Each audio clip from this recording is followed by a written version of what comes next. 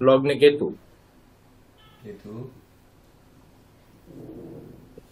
মিথুনে বৃহস্পতি বক্রী।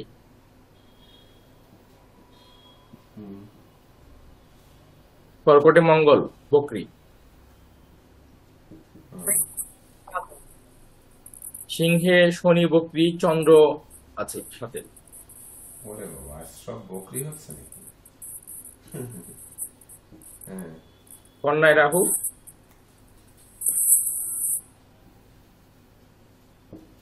বৃশ্চিকে বুধ বক্রী। কি ব্যাপার? হ্যাঁ, তারপর আর ধনুতে রবি শুক্র। স্যার শুক্রটা দগ্ধ আছে স্যার। শেষ। হ্যাঁ স্যার। দেখুন, ভাবের গুরুত্ব তো রয়েছেই, কিন্তু ভাবের সঙ্গে যে ভাবের বিশ্লেষণ, যে আমরা ভাবপতি কোথায় গেল তার উপরে নির্ভর করে আমরা যে ফলাদেশটা বলবো, সেই ক্ষেত্রে কিন্তু ক্লাসকে যত সহজ করবেন তত কম শিখবো আমরা। তো যেহেতু ভাবের গুরুত্ব বিশ্লেষণ, তো ভাবপতির গুরুত্ব বা ভাবস্থ গ্রহ, এই দুটি জায়গায় কিন্তু আমাদের দেখতে হবে যে আমাদের কোন ভাবে কোন গ্রহ রয়েছে। প্রথম গ্রহ নেই, তাহলে ওই ভাবের কি কোনো গুরুত্ব নেই? এমনকি কোনো গ্রহ দৃষ্ট আছে বা সেই ভাবপতি ধরেন অন্যভাবে আছে, আবার ওই ভাবে তখন কিন্তু যুক্ত করতে গেলে আপনার প্রত্যেক ঘরে ওই তিনটি করে নক্ষত্রও কিন্তু রয়েছে। এগুলোর উপর নজর দিতে হবে। কিসের উপর নজর দিতে হবে? জয়ন্ত স্যারের কাছ থেকে এক নজরে আগে একটু শুনে নেন, নজরগুলো আগে নিয়ে নেন। স্যার একটা জন্মছক পাওয়ার পরে সবার আগে আমি আলাদা করে নেব যে শনি বুধ শুক্র যেমন এই মীন লগ্নে এবং রাহু, এই চারটা গ্রহকে আমি আলাদা করে নেব, কারণ এটা এই লগ্নের শুভকারক নয়। বুধ শনি, শুক্র, বুধ, শুক্র শনি রাহু। ও শনি, রাহু, শুক্র। হ্যাঁ স্যার। মানে লগ্ন সাপেক্ষে আপনি যে পাপ গ্রহগুলো রয়েছে সেগুলোকে আগে আলাদা করে নেবেন। এটাকে আমি আগে আলাদা করে নেব। হ্যাঁ, নিলেন। এটা আমার মানে আমি যখন বিচার করব, এটা যখন বাড়িতে বিচার করব, আমি সবটাই বলছি স্যার, বাড়িতে যখন বিচার করবো তখন এটা কাগজে লিখে নেব, এটা সর্বপ্রথমে। আর যখন চেম্বারে করব তখন এটা ব্রেইনে রাখবো যে এটা হচ্ছে এই লগ্নের অশুভ গ্রহ। এরপরে হচ্ছে স্যার যে বাপটাকে বিচার করব সেই বাপটাকে নেব। যদি আমি লগ্ন ভাব থেকে শুরু করি, তাহলে আমি লগ্ন ভাবটাকে দেখব। প্রথমে হচ্ছে ভাবটাকে দেখব, মানে বাবে কি আছে, কোন গ্রহ আছে। বাপটাকে দেখতে গিয়ে বাবে কোন মানে কোন গ্রহ আছে,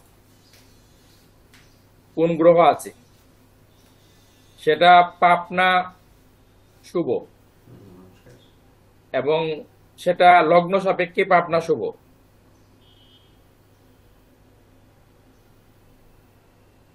তারপরে হচ্ছে বাবে কোন গ্রহ দৃষ্টি দিচ্ছে, সেই যে গ্রহগুলো দৃষ্টি দিচ্ছে সেটা লগ্নের শুভ না অশুভ। তারপরে দেখবো ভাবপতি কোথায় আছে, ভাবপতির অবস্থান। তারপর আরেকটা জিনিস দেখবো ভাবের কারক, এই লগ্ন ভাবের কারক, স্থির কারক আছে, 7টা স্থির কারক আছে, তো সেই স্থির কারকটা আমরা দেখে নেব। লগ্ন ভাবের কারক হচ্ছে রবি, রবির অবস্থানটা আমরা দেখে নেব।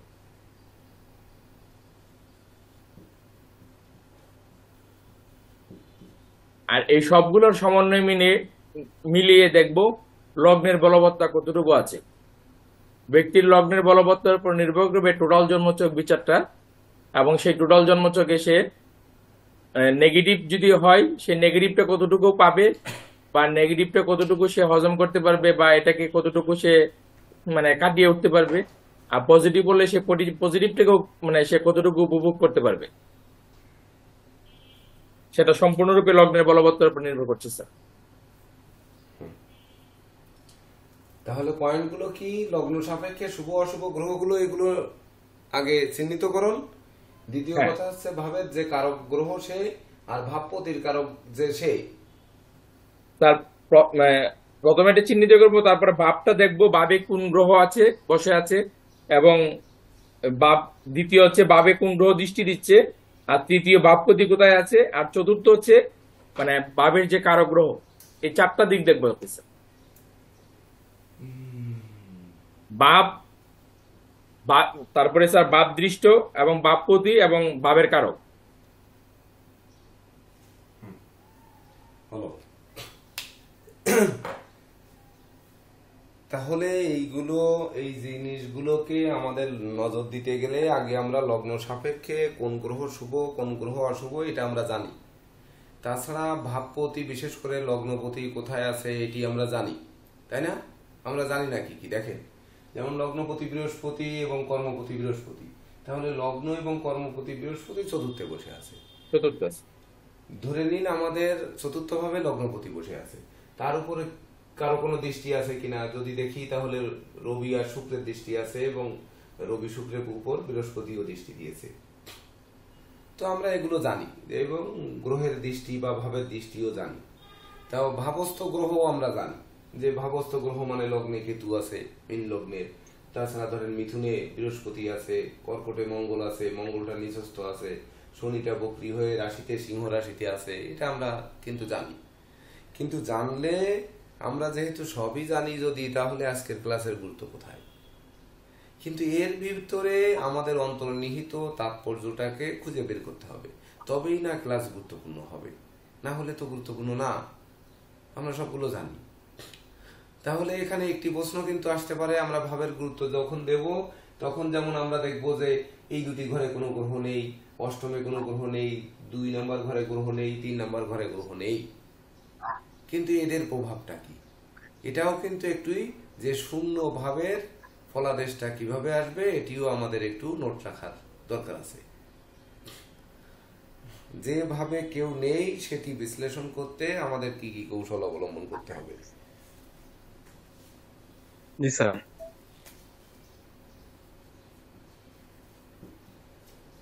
এই শূন্য ভাব,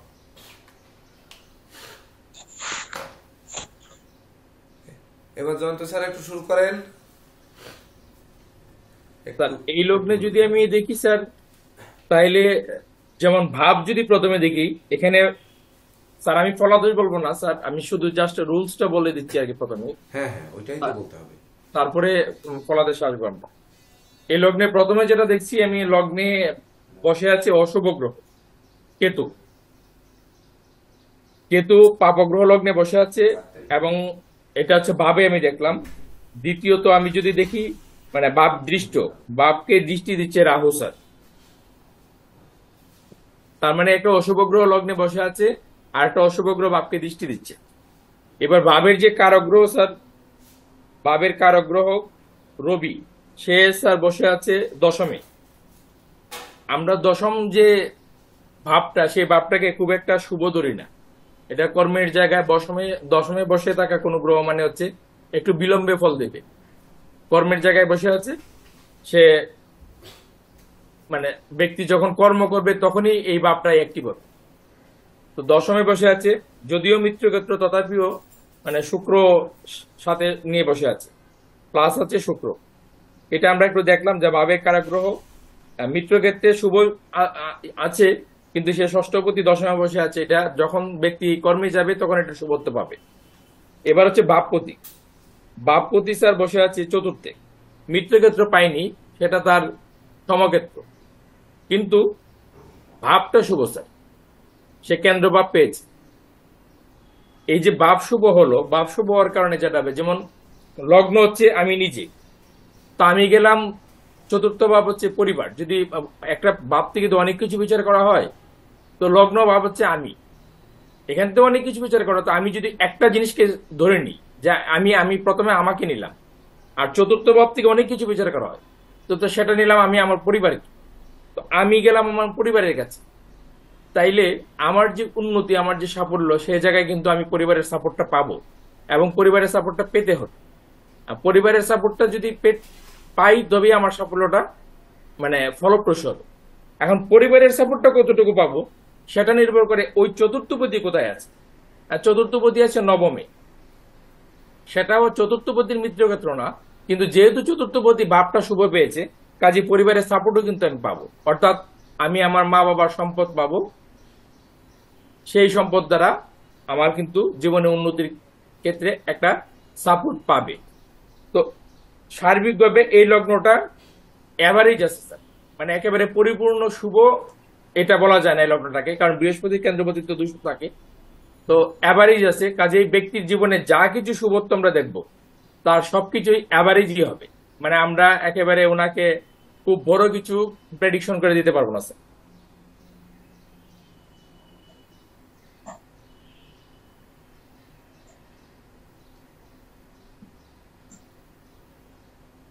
আপনারা কি বুঝতে পারছেন? জি স্যার, বুঝতে পারছি স্যার। আচ্ছা, তাইলে কেউ একজন এগিয়ে আসুন, এই ভাবটা নিয়ে একটু, লগ্ন ভাবটা নিয়ে একটু প্রেডিকশন করুন।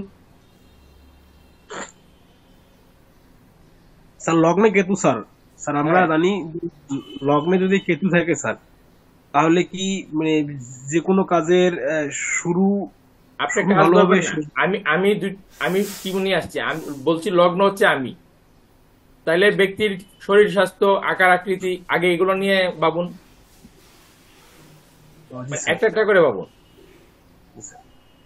তাহলে স্যার, স্যার লগ্নে যেহেতু কেতু স্যার, কেতু পাপগ্রহ, তাহলে দেখা যাবে যে জাতকের মানে শরীর স্বাস্থ্য ছোটবেলায় হালকা পাতলা থাকবে, বড় মানে বড় হওয়ার পর শরীর স্বাস্থ্য স্যার হুট করে মোটা হয়ে যাবে স্যার। আচ্ছা, এটা আপনি এবং ভাবের ইয়ে দেখেন, বাপ দৃষ্টি হচ্ছে রাহু, জি স্যার, এটা বাপ বললেন, রাহু হচ্ছে বাপ দৃষ্ট। রাহু ভাবদৃষ্ট যে স্যার, বাপকে দেখলো সেটা সেটা কি হবে?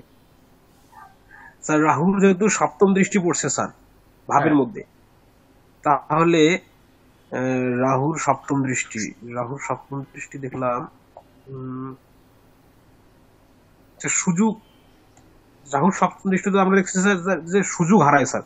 তাহলে এখানে কি বলবো স্যার, এখানে স্যার লগ্নের ক্ষেত্রে কি বলবো? আপনি একটা কথা মনে রাখবেন, রাহু তো হচ্ছে ভাবের এজেন্ট হিসেবে কাজ করে। তো রাহু যে ভাবে দৃষ্টি দিবে সেই ভাবের কারকতা কিন্তু বৃদ্ধি করে দেয়, মানে চাহিদা বৃদ্ধি করে দেয়। তো আমি জি মানে স্যার। কি, আমাদের এই বর্তমান যে সামাজিক অবস্থা বা হাজার বছরের সামাজিক অবস্থা, সব জায়গায় আমার চাহিদা হচ্ছে জীবনে প্রতিষ্ঠা লাভ করা। তাইলে জি স্যার। জি ওই স্যার। ব্যক্তির লগ্নে যখন রাহু দৃষ্টি দিল, তখন তার কিন্তু প্রতিষ্ঠা লাভের জন্য তার চাহিদা বৃদ্ধি হয়ে যাবে, জীবনে সে উঁচু থেকে উচ্চতম স্থানে যাওয়ার একটা চিন্তা ভাবনা তার মধ্যে থাকে। ওই চিন্তাটা কিন্তু তার আছে যে সে প্রতিষ্ঠিত হতে চায়। আগে তো সে প্রতিষ্ঠিত হতে চাইবে, তারপর হচ্ছে ওই কত নম্বর দৃষ্টি দিল তার প্রভাবে সে সুযোগ পাবে কি সুযোগ পাবে না। তার মানে হচ্ছে বাপ দৃষ্টি হওয়ার কারণে সে তার প্রতিষ্ঠা সে লাভ করতে চায়, জীবনে যে প্রতিষ্ঠা লাভ চাহিদা, করার একটা প্রবণতা চাহিদা। তার মধ্যে থাকবে। তারপর হচ্ছে ভাবপতিরটা তো আমি বলে দিলাম, চতুর্থে আছে, ঠিক আছে। আর হচ্ছে ভাবের কারক রবি, সেটাও বলে দিয়েছি। আচ্ছা, এবার হচ্ছে কি, এই ভাবটাকে নিয়ে যদি অন্যভাবে বিচার করেন, ঠিক আছে, ধরেন ব্যক্তির নিজের প্রতিষ্ঠা গেল, মানে নিজে গেল চতুর্থে, চতুর্থ থেকে আমরা বন্ধু মিত্র বিচার করি, ঠিক আছে। তো এই বন্ধু মিত্র তার শুভ হবে নাকি অশুভ হবে? স্যার নিজে, স্যার এটা তো শুভ হওয়ার কথা স্যার, যেহেতু জেকে দেব স্যার। বৃহস্পতি। হ্যাঁ, হ্যাঁ স্যার। এইবার ওই আরেকটু সুবিধা করে দেন। সুবিধা হচ্ছে যে আমরা একটি চার্ট পাওয়ার পরে আমরা এই ভাব বিচারের ক্ষেত্রে আমরা যত জায়গায় নজর দিব, যেমন আমরা নোট করলাম, সেক্ষেত্রে কি সবাই আপনারা জানেন যে গ্রহগণ কে কোথায় বলবান, এমনকি আহ, মানে সেতুঙ্গস্থ কোথায়, যেমন এখানে আজকের ছকে 1 2 3 তিনটি গ্রহ, 4টি গ্রহ বক্রী, তাছাড়া একটি গ্রহ দগ্ধ বা ধরেন কম্বাস্ট। তাহলে এই যে অবস্থানগত কারণ, এতগুলো গ্রহ বক্রী কেন, বক্রী থাকলে কি হয়, এগুলো কি মনে আছে আপনাদের? ক্লাসগুলো কিন্তু হয়ে গেছে। স্যার এইগুলা পড়ানো হয়েছে, আমি এগুলো আসছি স্যার। প্রথমে আমি ইয়ে করতে চাচ্ছি যে তারা একদম মানে প্রাণখোলা ভাবে বলতে পারছে কিনা স্যার, মানে এই যে লগ্নের, শুধু লগ্নের অবস্থাটাই কতটুকু বলতে পারছে আমি সেটা দেখছি স্যার। কারণ আমরা তো অনেকগুলা ক্লাস করাইলাম স্যার, হ্যাঁ, 40টা ক্লাস করাইলাম, এখন তো প্রাণখোলা ভাবে বলা উচিত সবারই। অন্তত একটাই বা বললো, একটা বিষয় যদি আমরা বের করে নিয়ে আসতে পারি স্যার, তাহলে একটা আত্মতৃপ্তি পাবো আর কি স্যার। হ্যাঁ, এই জন্য হচ্ছে ক্লাসটা ধরেন আজকে স্যারদের অপেক্ষা আপনাদের গুরুত্বটা বেশি। এই ক্ষেত্রে আমাদের টিটু স্যার একটু সহযোগিতা করেন, ভাববে স্যার এই ক্ষেত্রে কোন কোন দিকে দেখবে, তারপরে ওনাদের কাছ থেকে কিছু একটু শুনে নিই।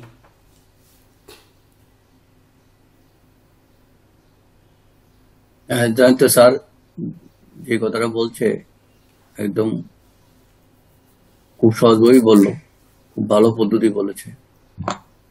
তো প্রথমেই তারপরে আমি একটু বলি, যতটুকু চেষ্টা করি, যতটুকু বলার চেষ্টা করি। প্রথমে আমরা ভাব বিচারের ক্ষেত্রে জয়ন্ত স্যার যে কথাটা বললো, যে প্রথমে দেখবো আমরা লগ্নের বলবত্তাটা কতটুকু আছে। তা আমি জাতক তো আমি নিজের আমার শরীর স্বাস্থ্যটা কতটুকু কাভার করতেছে। আমি যদি লগ্নের বলবত্তা মানে কিটা, জাতকের স্বাস্থ্যটা তার জীবনের শক্তি, তার কর্ম উদ্যমটাই যদি কম থাকে, তার জীবনের প্রতিষ্ঠা একটু কমবে।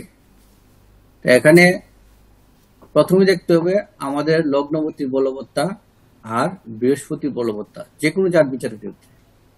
তো এখানে লগ্নবতী স্বয়ং নিজেই বৃহস্পতি, এবং লগ্নে এটা কিন্তু বসে আছে, এটা যদিও নিজস্ব ঘর, তারপরও এই কিন্তু তার নিজের ক্যারেক্টার পাল্টাবে না, এটা আমাদের ভাবতে হবে। আর লগ্নপতি বসে আছে কোথায়? চতুর্থ স্যার। তার শত্রু ঘরে। চতুর্থ ঘর তো শুভ, ঠিক আছে, চতুর্থ বৃহস্পতি শুভ ফল দিবে। তার থেকে ভাবতে হবে যে লগ্নপতির অবস্থানটা শত্রু ঘরে বসে আছে নাকি মিত্র ঘরে বসে আছে, লগ্নপতি শত্রু নক্ষত্রে বসে আছে না মিত্র নক্ষত্রে বসে আছে, এবং লগ্নপতি যেই ঘরে বসে আছে তার বলবত্তাটা কতটুকু। এখন যদি বৃহস্পতি একটা মিত্র নক্ষত্রে বসে থাকে, মিত্র ঘরে বসে থাকে, এবং ওই বৃহস্পতি যে ঘরে বসলো ওই ওই মিথুনে করে, ও বুধও কিন্তু একটা শত্রু ঘরে বসে আছে। তাই এখানে কিন্তু লগ্নপতির বলবত্তাটা অনেকটা কম। প্রথমেই এটা ভেবে নিতে হবে। প্রথম গেল লগ্নপতি থেকেই সবকিছু শুরু হবে। তারপরে আমরা দ্বিতীয়বারই যাব তার ভাগ্যের সাপোর্ট কতটুকু পাচ্ছে, তার ভাগ্যের সাপোর্টটা আমরা কতটুকু পাচ্ছি। এখন ভাগ্যবতী কে? ভাগ্যবতী মঙ্গলও কিন্তু নিচস্থ, ষষ্ঠে পরিগৃহে বসে আছে। তাহলে কি তারপরে ভাগ্যবতী, আর এটা কি ধনবতী?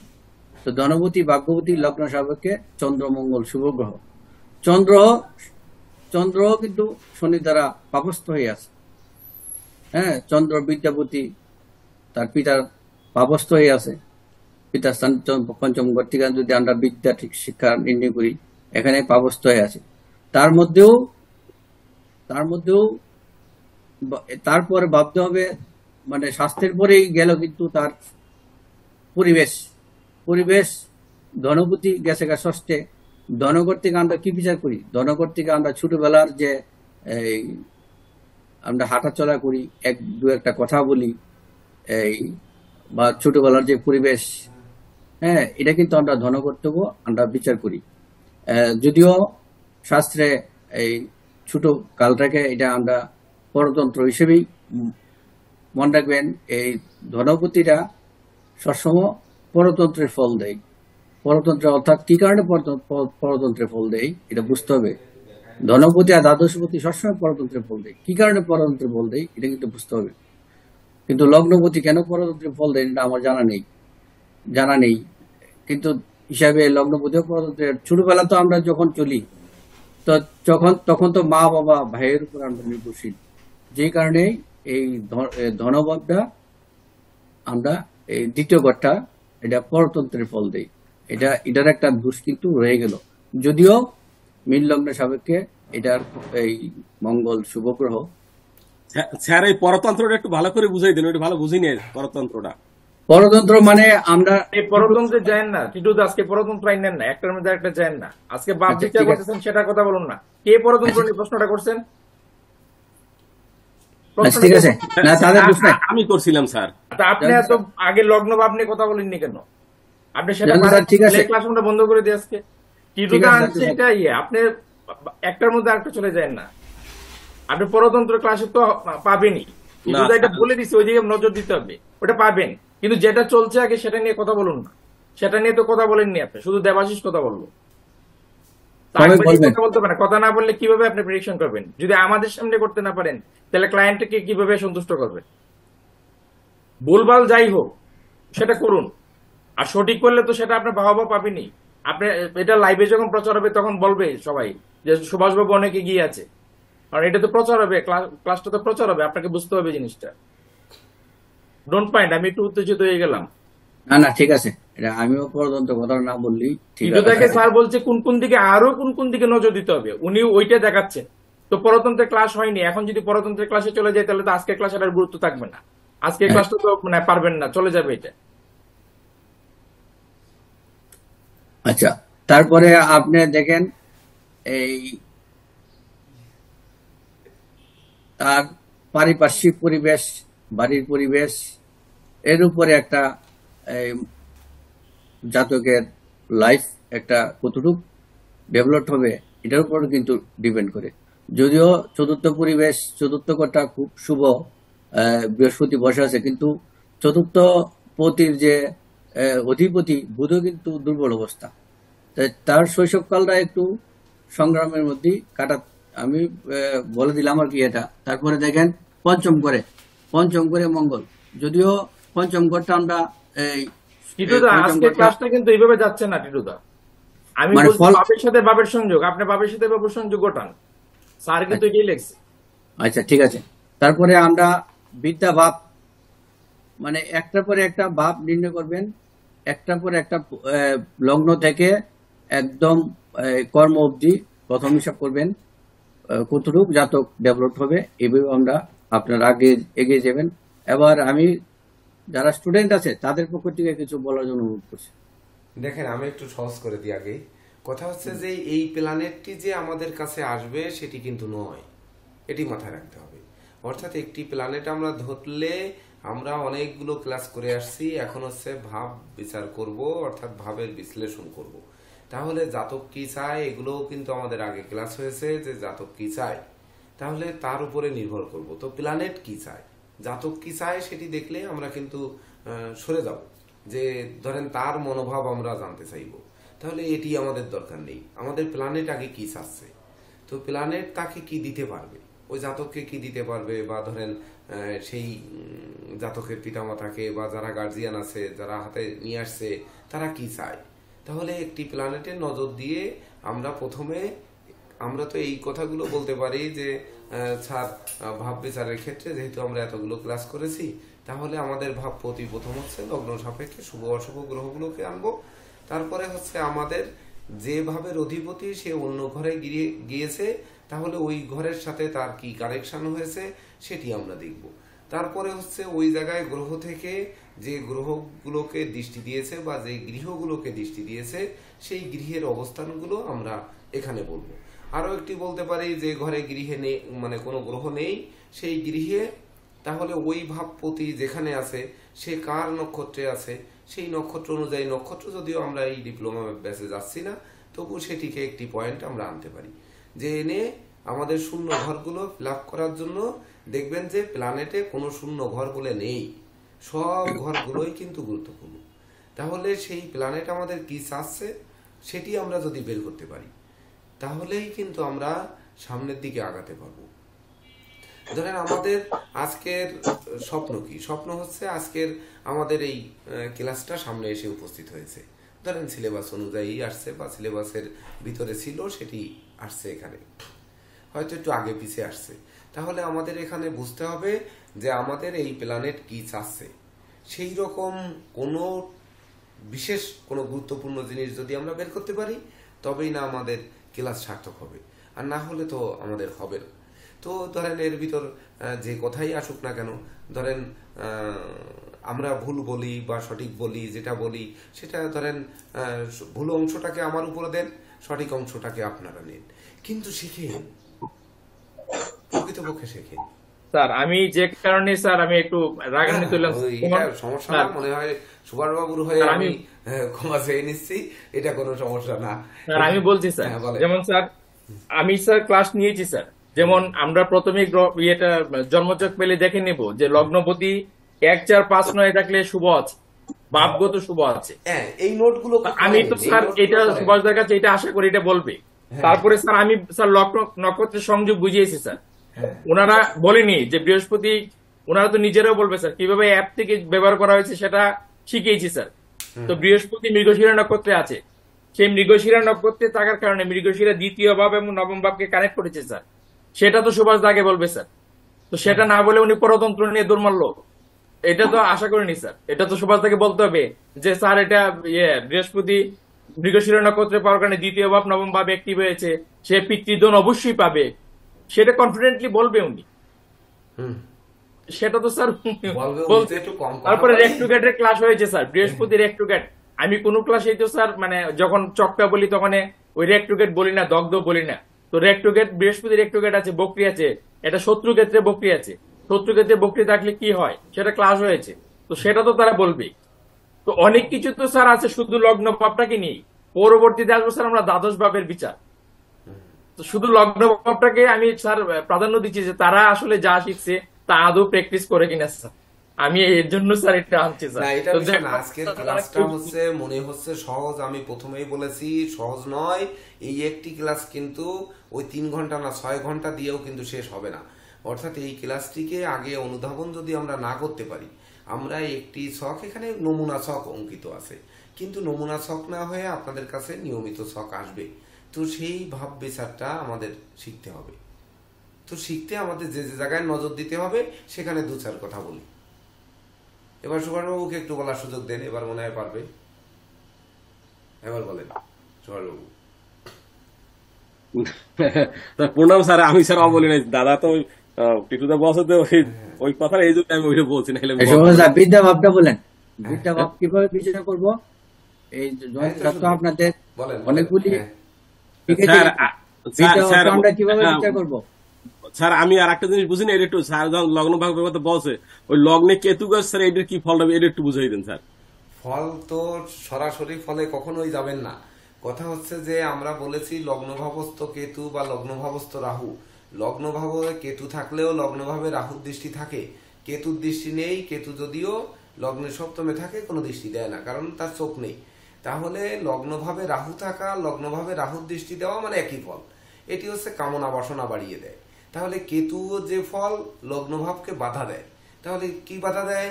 ধরেন তার শিশুকালে ওই যে চর্মরোগ, ঘা পাসরা, ছোটখাটো দুর্ঘটনা এগুলো বা ক্ষীণ স্বাস্থ্য এগুলো ধরেন হয়তো করায়। সে তো গেল নির্দিষ্ট ফলাদেশ। তাহলে নির্দিষ্ট ফলাদেশে না গিয়ে আমরা ওই প্রথমে জয়ন্ত স্যার কিন্তু বলেছেন যে রাহু যেহেতু লগ্নে কেতু মানে সপ্তমে রাহু থাকবে। ধরে নিন লগ্নে থাকলো না, হয়তো কেতু তৃতীয় থাকলো আর হচ্ছে নবমে রাহু থাকলো, তাহলেও কিন্তু রাহুর দৃষ্টিটা পড়ছে, রাহুর নবম দৃষ্টি পড়ছে না। তো রাহুর যে দৃষ্টি পড়ুক না কেন, রাহুর অবস্থান আর রাহুর দৃষ্টি মানে তার একটু চাওয়া পাওয়াটাকে বাড়ায়। তো সপ্তমে থেকে তার যে চাওয়া পাওয়া দিচ্ছে, নবমে থেকে যে নবম দৃষ্টি দেবে সেই চাওয়া পাওয়া এক চাওয়া পাওয়া নয়। এই চাওয়া পাওয়াটা যদি আমরা আলাদা করে ফেলতে পারি আমরা আরো সহজভাবে বলতে পারবো। যেমন ধরেন, হ্যাঁ, রাহু যদি কর্কটে থাকতো তাহলেও তো তার পঞ্চম দৃষ্টি পড়তো, তাই না? পঞ্চম দৃষ্টি পড়তো না, রাহু তো এইদিকে ঘুরে, তাহলে এইদিকে ঘুরলে তার পঞ্চম দৃষ্টি পড়তো। তাহলে পঞ্চম দৃষ্টি পড়লে কি হতো, সপ্তম দৃষ্টি থাকলে কি হতো, নবম দৃষ্টি থাকলে কি হতো, আবার ধরেন এই দ্বাদশে যদি থাকতো তাহলে দ্বাদশে থাকলেও কিন্তু তার 12তম দৃষ্টি পড়তো। তাহলে ওই ভাবকে যদি আমরা তল্লাশি না করি, এইখানে যখন রাহু থাকতো, রাহু তখন কি হতো? কুম্ভে রাহু থাকলে সুভাষবাবু দ্বাদশ দৃষ্টি পড়তো লগ্নে না, শুধু পড়তো বললে তো হলো না, এখানে কি হতো? তো দ্বাদশ ভাবের চাহিদা বাড়াই দিত, আর দাদা আর ওই রাহুর দ্বাদশ দৃষ্টি যাই ওই লগ্নে থাকতো। রাহুটা এই যে ঘরে থাকতো, এই ঘরে থাকলে রাহু কি হতো? রাহু স্যার ব্যয় ভাবে চলে যাইতো স্যার। ব্যয় বৃদ্ধি করতেছে। এই জায়গা হচ্ছে তার রাহুর কি মূল ত্রিকোণ না? হ্যাঁ স্যার। মূল ত্রিকোণে রাহু বা যে কোনো গ্রহ মূল ত্রিকোণে সে আনন্দিত থাকে, প্রফুল্ল থাকে। যেমন বুধ ধরেন কন্যায় থাকলে তার নিজ গৃহ, তুঙ্গ গৃহ, মূল ত্রিকোণ গৃহ, তাই না? হ্যাঁ স্যার। তাহলে সে আনন্দিত হতো। যেমন ধরেন আপনারা এই জায়গায় যদি না ভাবেন যে ধরেন রাহু নবমে থাকতো, নবমে থাকলে রাহুর 3টি শত্রু গ্রহ কি কি? রবি, চন্দ্র, তারপরে হ্যাঁ, মঙ্গল, বৃহস্পতি। বৃহস্পতি না স্যার, রবিচন্দ্র বৃহস্পতি না, মঙ্গল, এই রবিচন্দ্র। তিনটা। রবিচন্দ্র। রবিচন্দ্র মঙ্গল। তাহলে রবিচন্দ্র। দেখেন এখানে যখন মঙ্গলে ঘরে থাকতো তখন শত্রু ঘরে থাকতো, আর হ্যাঁ। যখন রাহু মূল ত্রিকোণে থাকতো তা রাহুর ক্ষিপ্রতা কি একই রকম হতো? ধরেন বৃশ্চিকের রাহু আর কুম্ভের রাহু। না স্যার, একরকম হবে না। এই তাহলে এই ক্লাসে যদি এইগুলো না ভাবেন তাহলে কি হবে? তাহলে রবি, চন্দ্র, মঙ্গল এইবার কর্কটের রাহু থেকে দৃষ্টি দেবে, তাহলে কর্কটের রাহুর কি একই রকম হতো না? বৃষের রাহু আর মিথুনের রাহু কেমন হতো বলেন? একরকম হতো না স্যার। বৃষের রাহু কি? তুঙ্গস্থ স্যার। তুঙ্গস্থ স্যার। হ্যাঁ, তুঙ্গস্থ। মিথুনের রাহুও তুঙ্গস্থ। ওই মতান্তরে তুঙ্গস্থ। হ্যাঁ, তাহলে সে যদি শত্রু ঘরে থাকতো তাহলে কি হতো? তাহলে রাহুর হয়তো শক্তি একটু কমিয়ে যেত স্যার। কমে যেত, ধরেন কমে যেত, বাবার তো যা হতো একটা হতো। হ্যাঁ। কিন্তু কথা হচ্ছে যে রাহু যখন এই তুঙ্গ গৃহ অপেক্ষা তো ভিন্ন ফল দিত, অবশ্যই স্যার। দিত তো। হ্যাঁ, তাহলে স্যার। এইবার কুম্ভের রাহু আর বৃশ্চিকের রাহু নিশ্চয়ই একরকম ফল দেবে না? না স্যার। এই তো। তাহলে ভাব বিচারের ক্ষেত্রে যদি আমরা এই না দেখি, এইবার রবি আর চন্দ্র, তাহলে সিংহের রাহু কি আর বৃষের রাহু একরকম ফল দেবে? না স্যার। এইবার রাহু যখন নিচস্থ হবে, ধরেন ধনুর রাহু আর হচ্ছে মীনের রাহু একই রকম হবে? না স্যার, দুটোই কিন্তু বৃহস্পতি। দুইটা দুই রকমই হইবে স্যার। কেন হবে দুই রকম? স্যার এই ভাবস্থ গ্রহ অনুযায়ী স্যার ফল দেবে। ওই জায়গা তো আর ভালো প্লেসমেন্ট না, আর ওই জায়গায় ভালো আছে। রাখে কথা হচ্ছে যে এই ঘরের অধিপতিও বৃহস্পতি, এই ঘরের অধিপতিও বৃহস্পতি, মীনও বৃহস্পতি, ধনুও বৃহস্পতি, দুইটার ফল দুই রকম কেন হবে? ওইটা মূল ওই ধনুর বৃহস্পতি, ওই তার আনন্দময় মূল ত্রিকোণ বৃহস্পতির। ধনুর বৃহস্পতি মূল ত্রিকোণ, তাই নাকি? কি না ধনু, আমার স্যার ভালো খেয়াল নাই স্যার। ধনুর বৃহস্পতি একটু শক্তিশালী বেশি না স্যার মিনের চাইতে? আচ্ছা, হোক বেশি কম, কিন্তু আপনার উত্তরটা কি হবে? ধনুর বৃহস্পতি আর মিনের, মানে ধনুর রাহু আর মিনের রাহু। তাহলে এখানে বলতে হবে যে লগ্ন সাপেক্ষে যেটার গুরুত্ব সেই অনুযায়ী ওই রাহুর গুরুত্ব হবে, তাই হবে না উত্তরটা? হ্যাঁ জি স্যার। স্যার। ধরেন পরীক্ষার প্রশ্নে আসছে যে ধনুতে রাহু আর মিনে রাহু এই দুটির মধ্যে পার্থক্য কি, তাহলে পার্থক্য কি লিখবেন? তাহলে যদি ছক অঙ্কিত থাকে, জন্ম তারিখ অঙ্কিত থাকে, তাহলে লগ্ন অনুযায়ী লিখবে। আর যদি না থাকে তাহলে উত্তরটা কি হবে? যে লগ্ন অনুযায়ী সে যে ভাব হবে সেই ভাব পতির ফলাদেশ হবে, তাই বলবেন না? হ্যাঁ স্যার। জি স্যার। তাহলে এখানেও কিন্তু আমাদের ওই নজর রাখতে হবে যে এইখানে কেন প্রশ্নটা আসলো না যে কুম্ভের শনি মূল ত্রিকোণ, ওই কুম্ভের রাহু, আর মকরেও তো অধিপতি শনি, তাহলে দুটোর রাহুর অবস্থান তার ফলাদেশ যে পার্থক্য হবে সেই পার্থক্যটা কি, সেটি কিভাবে বুঝবো? সেটির উত্তর এক কথায় হবে না যে লগ্ন থেকে বা রাশি থেকে হবে। হ্যাঁ স্যার। যদি লগ্ন থেকে হয় তাহলে কি ভাবের উপর হচ্ছে, কারণ হচ্ছে সে আয়পতি অথবা ব্যয়পতি, অথবা দেখা যাচ্ছে অন্য মেষ লগ্ন হলে সে কর্মপতি অথবা আয়পতি। তাহলে কর্মের একটা ফল আলাদা, আয়ের ফলটাও ভিন্ন, এটা এই অনুযায়ী হবে, তাই হবে না? হ্যাঁ স্যার। জি স্যার। হ্যাঁ জয়ন্ত স্যার, এবার শুরু করেন। এবার দেখে নেন, সবাই বুঝবে। কারণ হচ্ছে একটি প্ল্যানেট কখনোই বিচার আমরা সনাতন অ্যাস্ট্রোলজিক্যাল কোচিং সেন্টার শিখাবো না। আমরা শিখাবো এখানে আরো, মানে একটি ছক দেখে যেন আমরা 50টি ছক বিচার করতে পারি, সেটি শিখবো। আপনারা তো একটু একটু নজর দিলে, যেমন টিটু স্যার বলেছেন যে বিদ্যাভাবটা বলুন। আচ্ছা, বিদ্যাভাব তো আমরা বলার ক্ষেত্রে এই প্ল্যানেটেরই যদি বিদ্যাভাব বলি তাহলে আজকে শিখে গেলাম, পরে আর আমাদের এটি নিয়ে আর চিন্তা থাকবে না, কারণ এই ধরনের প্ল্যানেট আসবেও না। মীন লগ্নের পঞ্চমে মঙ্গল বক্রস্থ, আর হচ্ছে বিদ্যাপতি কিনা ষষ্ঠে শনি যুক্ত হয়ে বসে আছে। তো এই লগ্ন সাপেক্ষে যদি আপনারা বিচার করেন তাহলে বলবেন শনি পাপ গ্রহ, শনির সঙ্গে চন্দ্র বসে আছে, বিদ্যাপতি, তাই না? তাহলে আরেকটি প্ল্যানেট যখন আসবে সেখানে বিদ্যাপতি শনি যুক্ত না হয়ে বৃহস্পতি যুক্ত হয়ে আছে ষষ্ঠে, তাহলে ফলাদেশ পরিবর্তন হবে না? চন্দ্র যুক্ত না হয়ে বিদ্যাপতি শনি যুক্ত না হয়ে রাহু যুক্ত হলো বা রাহু দৃষ্ট হলো, তাহলে কি ফলাদেশ পরিবর্তন হবে না? জি স্যার। তাহলে এটি ফলাদেশ হবে কেন? ক্লাসটা হচ্ছে ভাবের গুরুত্ব, ভাবের সঙ্গে ভাবের সংযোগ। তাহলে যেমন আগে গুরুত্ব যদি আমরা বুঝি, তারপরে তার সংযোগ বুঝবো। সংযোগটা কি? সংযোগটা হচ্ছে ওই যে চতুর্থপতি, এই লগ্নের লগ্নপতি এবং দশমপতি চতুর্থ থেকে দশম ভাবে সংযুক্ত হয়েছে, এটা হচ্ছে সংযুক্ত।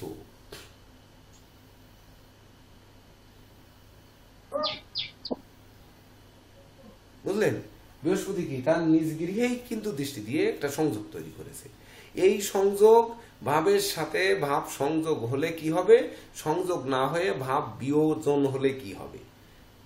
এই ভাবপতি যদি তার ভাবপতির শক্তি কোন গ্রহ কেড়ে নিচ্ছে কিনা এটি আগে দেখতে হবে, আর ওইভাবে সে পরিপূর্ণরূপে ফল দিচ্ছে কিনা। সেক্ষেত্রে আমরা যখন শূন্য গৃহ বিচার করব বা ওই ভাব বিচার করব, আর একটু জটিল হলে আমরা নক্ষত্রের অধিপতি যখন যাব তখন সেটি আরো জটিল হয়ে যাচ্ছে। তো আমরা নক্ষত্রে নাই যাই, বা নক্ষত্র তো আমরা একটু একটু শিখেছি, প্রয়োজনে আমরা এখান থেকে আগে এই ছকটার কিছু যদি বের করার চেষ্টা করি তাহলে সেইগুলো আগে বের করি। এইটা বের করতে যেন আমরা সবগুলো ছক বুঝি। যার জন্য আমি বলেছি কিন্তু যে লগ্নকে একটি প্ল্যানেট যখনই করা হবে, এই লগ্নকে এখানে আনেন, মেষে আনেন, বৃষে আনেন, মিথুনে আনেন, লগ্নকে ঘুরান আর রাশি এই দিকে ঘুরান। ঘুরাতে ঘুরাতে যে দেখবেন 12 দুগুণে 24টা প্ল্যানেট পাবো। তাহলে 24টা প্ল্যানেটের 24 রকম ফলাদেশ কিন্তু পেয়ে যাবো আমরা। এই বৃহস্পতি একই জায়গায় থেকে 24 রকম ফল দেবে। এইবার 24-এর সঙ্গে এ তো ধরেন এই ঘরে 3টি নক্ষত্র, প্রত্যেকটা গ্রহ এক একটা নক্ষত্রকে সঙ্গে নিয়ে আসে, তাহলে 24 গুণ 9 যদি দেন কতগুলো ছক পেয়ে যাবো দেখেন, ভেবে দেখেছেন? তাহলে ওই এতগুলো ছক যখন আসবে সেইগুলোকে বিচার একই সঙ্গে করার জন্য আমরা অনুধাবন করব। শুধু আমরা যদি শিখি তাহলে কিন্তু টপিক শিখবো। টপিক শিখলে কেউ জ্যোতিষ করতে পারে না, কেউ না। টপিক শেখা জ্যোতিষদের কখনো তারা তার ভাগ্যফল প্রত্যাশীকে কোনোদিন খুশি করতে পারবে না, আর তারা নামজাদা জ্যোতিষ হবে না। এটা হচ্ছে মূল ব্যাপার। আর কথা শিখতে হবে, সবার কথা বলার অধিকার আছে, কথা বলে যেন আমাদের এখান থেকে জড়তা কাটিয়ে নিয়ে যেতে হবে। নেন এবার জয়ন্ত স্যার ব্যাখ্যা করেন। এবার আমরা যদি লগ্ন ভাবটা আমরা বিচারে দেখলাম, লগ্ন ভাবটা অ্যাভারেজ আছে, মানে মধ্যম আছে। আমরা রেক্টুগেটও পেয়েছি, তারপরে এই কি বলে নক্ষত্র দিয়েও দেখেছি। তো এবার দ্বিতীয় ভাবটা যদি আমরা বিচার করি তাহলে কিন্তু শূন্য গ্রহের যে ইয়েটা আনলো স্যারে, শূন্য গ্রহের বিচারটা পেয়ে যাবে। কেউ একজন দ্বিতীয় ভাবটা বিচার করুন, আমি হেল্প করবো, ঠিক আছে? টিটুদা আছে, নিরুজদা আছে, আমরা হেল্প করবো। কেউ একজন দ্বিতীয় ভাবটা বিচার করুন। হ্যাঁ করুন স্যার। দ্বিতীয় ভাবের ক্ষেত্রে স্যার আমরা প্রথমে স্যার এই সূত্র অনুযায়ী আমরা প্রথমে দেখব যে দ্বিতীয় ভাবে কোনো গ্রহ আছে কি নেই। যেহেতু দ্বিতীয় ভাবে কোনো গ্রহ নেই, এখন দেখবো আমরা দ্বিতীয় ভাবে কোনো গ্রহ নাই। হ্যাঁ, ভাবে কোনো গ্রহ নেই এবং ভাবের উপর কোনো গ্রহের দৃষ্টি আছে কিনা। হ্যাঁ আছে স্যার। ভাবের উপর স্যার কোনো গ্রহের দৃষ্টি রাহু দেখি 1 2 3 4 5 নাই স্যার কোনো। বৃহস্পতি দেখি, বৃহস্পতি। এবার ভাবপতি, এখন ভাবপতিকে দেখতে হবে স্যার। ভাবপতি হচ্ছে মঙ্গল। যে মঙ্গল বসে আছেন তিনি হচ্ছেন ভাব থেকে, মানে তিনি হচ্ছে মানে লগ্নের পঞ্চমে বসে আছেন। ধনপতি, হ্যাঁ ধনপতি লগ্নের পঞ্চমে বসে আছেন স্যার। এটা একটা মিত্র ক্ষেত্র এবং মিত্র ক্ষেত্রে, এবং দেখলাম যে বক্রী হয়ে বসে আছে। তাহলে প্রথম আমরা একটু আলাদা আলাদা বিচার করুন। প্রথমে আমরা যেটা পেলাম, ভাবে কোনো গ্রহ নাই। জি স্যার। ভাবকে কোনো গ্রহ মানে দৃষ্টি দিয়ে দেখেন নাই। তৃতীয় হচ্ছে ভাবপতি মঙ্গল পঞ্চমে বসে আছে, তাহলে পঞ্চম যে বসে আছে, এই যে বাপটা পেলাম আমরা, এটা শুভ। 1 4 5 9 শুভ, মানে এই দ্বিতীয় বাপপতির অবস্থানটা হচ্ছে শুভ। আবার জি হচ্ছে স্যার। এই দ্বিতীয় বাপপতি কিন্তু নবম ভাবের অধিপতি, জি স্যার। ঠিক আছে? তো নবম ভাবের অধিপতি হওয়ার কারণে এটাও শুভ। কিন্তু দ্বিতীয় ভাবটা তো মারক। দ্বিতীয় ভাবটা হচ্ছে, আমরা কিন্তু দ্বিতীয় ভাব এবং সপ্তম ভাব হচ্ছে মারক ভাব। তো এখানে দ্বিতীয় ভাব মানে ধনপতি পঞ্চমে বসে আছে শুভ, নবমপতিও সে তো শুভ বসে আছে। তাহলে আমরা এটা পেলাম, মিত্র ক্ষেত্র এটা পেলাম শুভ। তো এবার নক্ষত্রটা দেখুন, পুষ্য নক্ষত্র। পুষ্য নক্ষত্রটা নক্ষত্রগত ভাবে শুভ, কিন্তু পুষ্য নক্ষত্রের অধিপতি হচ্ছে শনি, সে হচ্ছে একাদশ এবং দ্বাদশপতি, তাই না? জি স্যার। ষষ্ঠে বসে গেছে স্যার। নক্ষত্র যখনই আমরা দেখব, পুষ্য নক্ষত্রটা শুভ, কিন্তু নক্ষত্রের অধিপতি যেহেতু শনি, কাজী শনির নক্ষত্রে মঙ্গল বসে আছে, এটা একটু নেগেটিভ পেলাম আমরা। জি স্যার। একেবারে শতভাগ মানে এই মঙ্গলকে আমরা শুভ পেলাম না। মঙ্গল রেক্ট্রোগেট স্যার বক্রি। এখানে আরেকটা কথা একটু বলে যান, পুষ্য নক্ষত্র পেলেই যে শুভ কেন বলবো সেটা একটু বলে যান, এটা একটা নতুন কথা আসছে। স্যার পুষ্য নক্ষত্রটা হচ্ছে শুভ, সেটার কারক ইয়ে হচ্ছে স্যার, প্রতীক হচ্ছে গাভীর দুধের পাট, স্বচ্ছতা আছে এই নক্ষত্রের মধ্যে, পোষণ করার প্রবণতা আছে এই নক্ষত্রের মধ্যে। এবং এই নক্ষত্রের যে অধিদেবতা সেটা হচ্ছে স্যার বৃহস্পতি। এই কারণে স্যার নক্ষত্র দিক দিয়ে পুষ্য নক্ষত্র, 27 নক্ষত্র, পুষ্য নক্ষত্র একটু শুভ নক্ষত্র। কিন্তু এই নক্ষত্রের অধিপতি শনি এই লগ্নের সাপেক্ষে একাদশ এবং দ্বাদশপতি। তো এই একাদশ এবং দ্বাদশপতি হওয়ার কারণে কিছুটা অশুভত্ব পেয়ে গেল। তো মঙ্গল আমরা পঞ্চম ভাব পাওয়ার পরেও স্যার এই মঙ্গল রেক্ট্রোগেট হওয়ার কারণে কিছুটা নেগেটিভ হলো। মঙ্গল নিচস্থ হওয়ার কারণে কিছুটা নেগেটিভ পেল।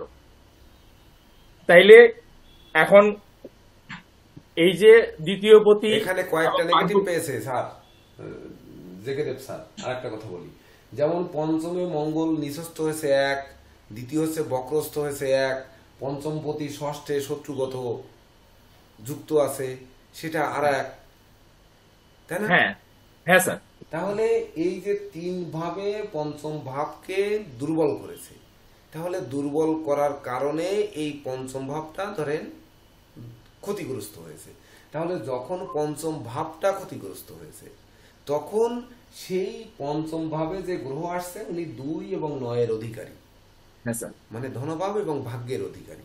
তাহলে যদি সেই ভাবের অধিপতি গ্রহ পঞ্চমে এসে দুর্বল হয়, তাহলে ওই জাতকের ভাগ্যের ক্ষেত্রে তার কোনো মানে পঞ্চম ভাবের যে বাধাগুলো সেই বাধাগুলো আসে না, আসবে স্যার।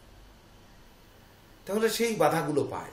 এখানেই কিন্তু আমাদের বিবেচনা করতে হবে যে যদি সঙ্গে সঙ্গে এই লগ্নটা যদি মেষ হতো, তাহলে কিন্তু লগ্নপতি আর অষ্টমপতি গিয়ে চতুর্থে বক্রস্থ হতো, বাকি গ্রহগুলো একই থেকে যেত। এইটা যদি আমরা অনুধাবন করতে পারি যে চতুর্থ ঘর থেকে ওই যে ঘর থেকে যা বিচার করা হয়েছে সেইখানে ওই ভাগ্যভাবকে টেনে নিয়ে আসতে হবে। তো যখন যে ঘরের এক একটি গ্রহের 2টি বাদে তো সবার 2টি করে গৃহ, এই 2টি করে গৃহ কেন এটাও কিন্তু ক্লাস হয়েছিল।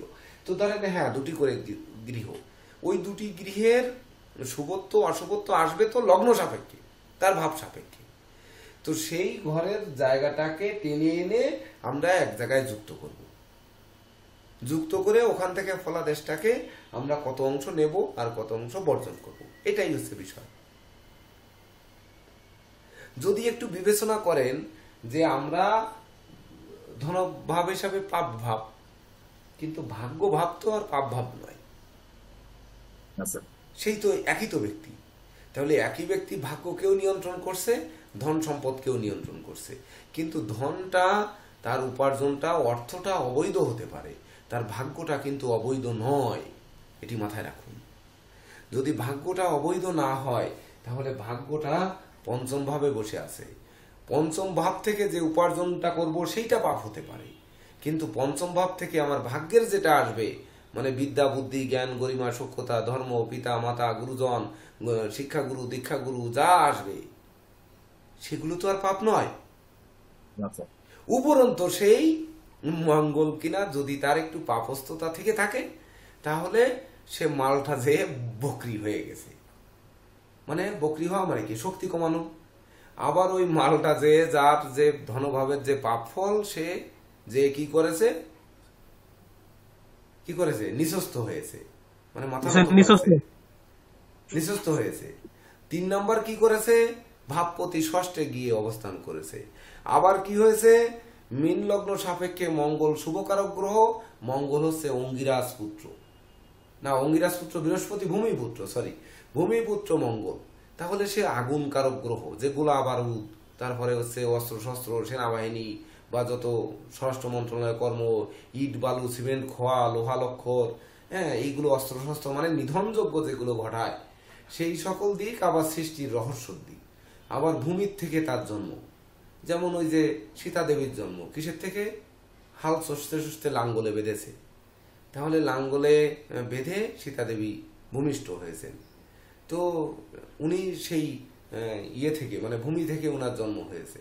তো এই মঙ্গল তো সেই ভূমি থেকে আসা, সেই ভূমিকে পোড়ালে অমনি, ভূমির মাটি পোড়ালে শক্ত ইট হচ্ছে, যে ইট একটা মেরে দিলে অমনি আমরা জায়গায় শেষ, এমনও ঘটছে। আবার ওই ভূমিতে একটি সুন্দর বীজ রোপণ করলে সেই বীজটা গাছ হয়ে ফুল দিচ্ছে, আমরা সুবাস নিচ্ছি, বা আমরা সেই অনুষ্ঠানে সাজাচ্ছি সুন্দরভাবে, সবাই খেয়াল করে সুন্দরভাবে আমরা অনুষ্ঠানকে সাজাচ্ছি। আবার কি হচ্ছে, কেউ খুফায় বসছি, কেউ পূজায় নিয়ে দেবতাকে খুশি করার চেষ্টা করছি। আবার ওখান থেকে একটি ফল হচ্ছে, সেই ফলটি খেয়ে আমরা জীবিকা নির্বাহ করছি।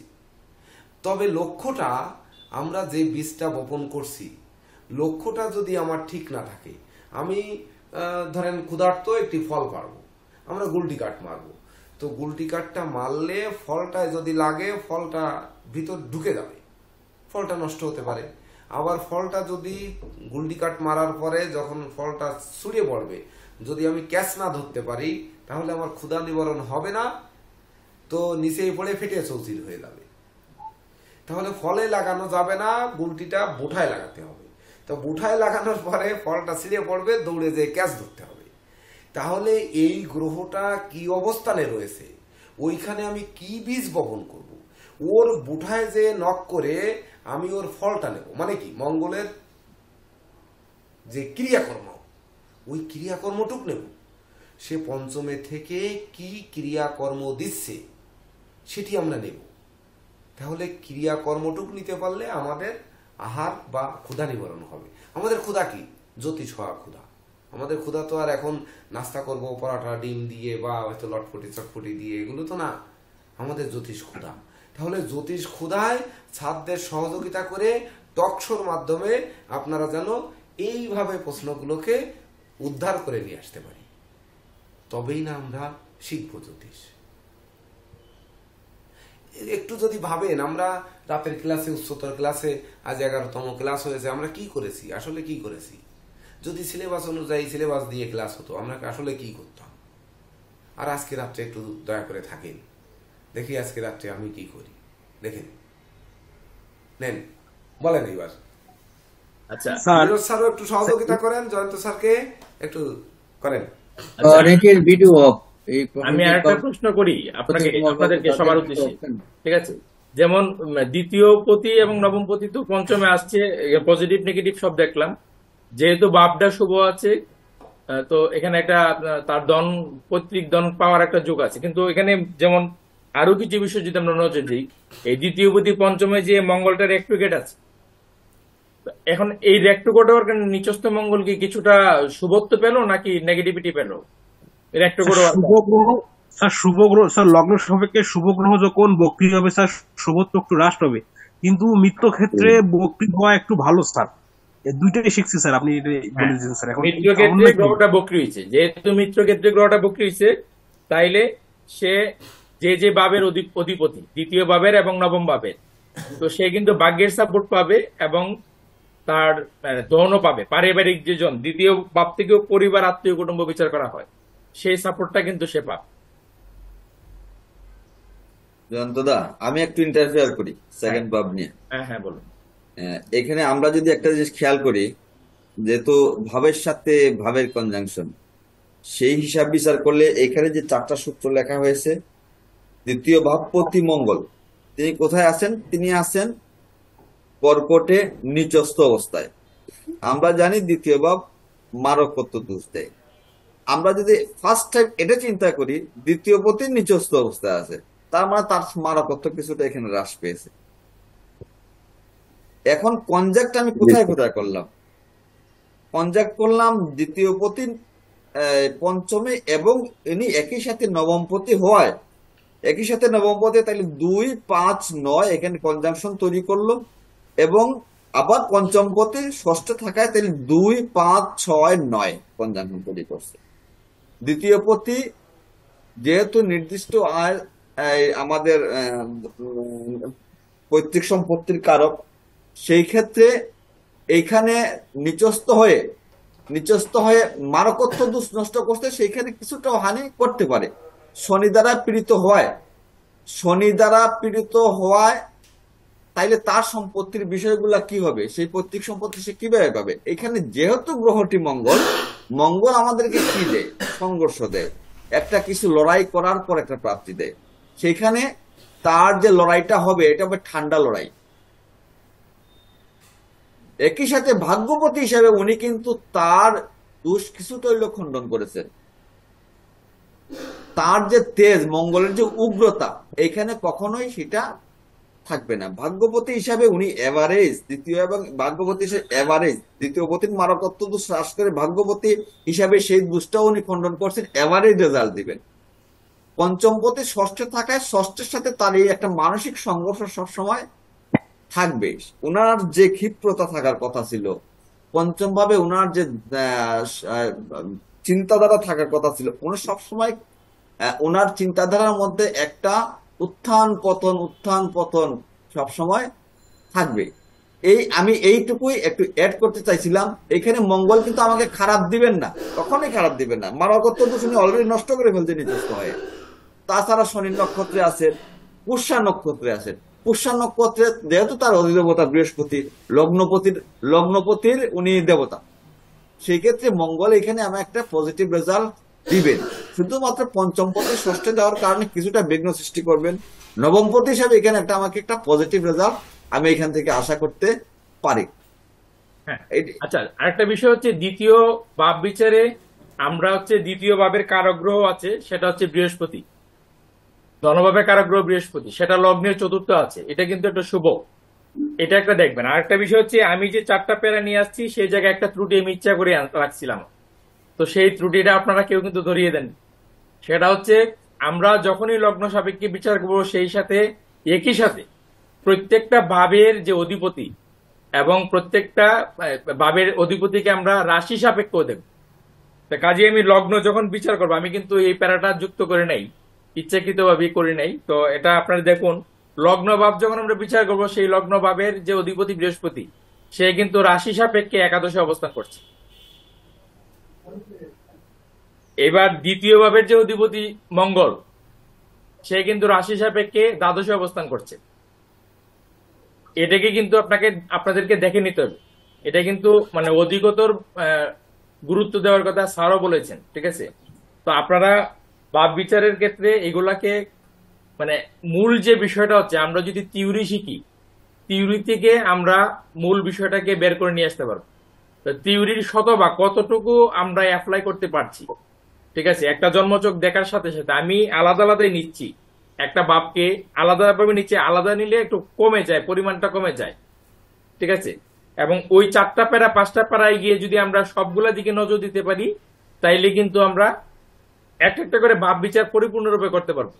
আর তারপরে আস্তে আস্তে আপনারা এই ভাব দেখলে ওই সবকিছুই বলে দিতে পারবেন, সেটা 5-10 মিনিট যাই লাগুক, আর যত দক্ষতা হবে তত সময় কম লাগবে আর কি। স্যার, এখানে আরেকটা ইন্ডিকেশন ছিল সেকেন্ড, দ্বিতীয় পদের সাথে, যেটা আসলে আমি বলতে খেয়াল আমি আগে থেকে সারাবার সেটা ইন্ডিকেট করে দিয়েছি। এই যে দৃষ্টিগুলো আসছে, এগুলো কিন্তু কনজাক্ট করছে। অষ্টমে দৃষ্টি পড়ছে, একাদশে দৃষ্টি পড়ছে, দ্বাদশে দৃষ্টি পড়ছে। তাইলে আমরা মঙ্গলের চতুর্থ দৃষ্টি জানি যে ওই ভাবটাকে রক্ষা করে, তাহলে তাকে ক্ষতিগ্রস্ত থেকে রক্ষা করবো। অষ্টম ভাবের যে কারকতা আছে সেখান থেকে তাকে রক্ষা করবো, জাতককে রক্ষা করবো। একাদশে তার একটা প্রভাব থাকবে, ভাগ্যে একটা উত্তম তার থাকবে, কিন্তু সে ওভারঅল সেইখানে একেবারে যে খারাপ রেজাল্ট দিবে তা কিন্তু না। তাইলে কয়টা ভাব কনজাক্ট করছে, একটা ভাবপতি কয়টা ভাব কনজাক্ট করছে, এবং সেইখান থেকে দেখেন, যদি একাদশ এবং দ্বাদশ পতি ধরি আমরা, দৃষ্টি দিছে, কিন্তু একাদশ দ্বাদশ পতি নক্ষত্রে কিন্তু মঙ্গল আছে। তার মানে জীবনের তার প্রাপ্তির ক্ষেত্রে মঙ্গল একটা বিরাট ভূমিকা রাখবে। তার ভাগ্যের উত্থান পতনের সাথে মঙ্গলের বা এই দ্বিতীয় পতির একটা বিরাট ভূমিকা জড়িত। এখানে আমি চারটা খেয়াল করে দেখছি, একমাত্র মঙ্গলটাই ভালো অবস্থায় আছে। মঙ্গলটাই ব্যক্তিকে বাঁচাতে পারবে। আচ্ছা, একজন তৃতীয় ভাবটা বিচার করুন তো। এইখানে আরেকটু দেখুন যে আমরা কি জানি, মঙ্গলের শত্রু জানি একমাত্র বুধ, তাই না? আচ্ছা, তাই তো জানি। জি স্যার। সবাই কি জানি জি স্যার। মঙ্গলের শত্রু কে বুধ স্যার। আর শনির শত্রু কে? স্যার রবি রবি স্যার, রবি। চন্দ্র রবিচন্দ্র মঙ্গল। তাহলে মঙ্গল তো শনিকে শত্রু মনে করে না, করে? না স্যার। কিন্তু শনি তো মঙ্গলকে শত্রু মনে করে, করে না? করে জি স্যার, স্যার। করে স্যার। তাহলে কি হলো, দুইজনের মধ্যে একজন হচ্ছে মঙ্গল, সে শনিকে শত্রু মনে করে না, অর্থাৎ এই জায়গায় আমি অ্যারো দিতে পারলাম না, কিন্তু শনির এখানে তীর দিতে পারি যে শনি মঙ্গলকে শত্রু মনে করে, মানে তীর বিধে দিছে। জি স্যার। তাহলে ঘটনাটা কেমন হয়ে গেল না? কেমন হয়নি, এটাই সঠিক। বিষয়টা হচ্ছে কি, ধরেন আমাকে দেবাশিস বাবু শত্রু মনে করে, কিন্তু আমি মনে করি ও দেবাশিস বাবু তো লালমনিরহাটের মানুষ, সে শত্রু মনে করলেই বা কি, না করলেই বা কি, আমি তো আর কোনোদিন লালমনিরহাটে যাব না, আর দেবাশিস বাবু লালমনিরহাট থেকে খুলনা এসে আমাকে কি করবে? তাহলে দুটি পার্থক্য আছে না? অবশ্যই স্যার। তাহলে শনির ঘরে দৃষ্টি দিয়েছে, ধরে নেন শনি এখানেই আছে। এইবার যদি শনিকে আপনি সরাসরি সপ্তমে বা অষ্টমে কোন জায়গায় বসিয়ে দেন, ধরেন বসিয়ে দিলেন, ওটা মুসমানে করে, ওটা এমনি দেখানোর জন্য দিলাম, তাহলে বিষয়টা কি হতো? এই প্ল্যানেটে মঙ্গল যদি ভাগ্যপতি পঞ্চম ভাবে থেকে বা ধনপতি পঞ্চম ভাবে থেকে তার অপশক্তিগুলো লোপ পেয়েছে। কেন পেয়েছে? সে জলরাশিতে আছে। দ্বিতীয় কথা হচ্ছে সে ভাবপতি কিনা শনি যুক্ত হয়ে ষষ্ঠে ঘরে গৃহে আছে।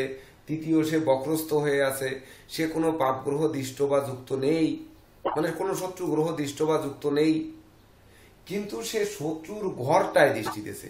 মানে কি, দেবাশিস বাবু খুলনায় এসে আমাকে কিছু করতে পারবে না, তাহলে সে মনে করেছে খুলনায় শালার আমি কোনো না কোনো ভাবে ঘাঁটি গাড়ার চেষ্টা করব বা খুলনাকে আমি অ্যাভয়েড করব।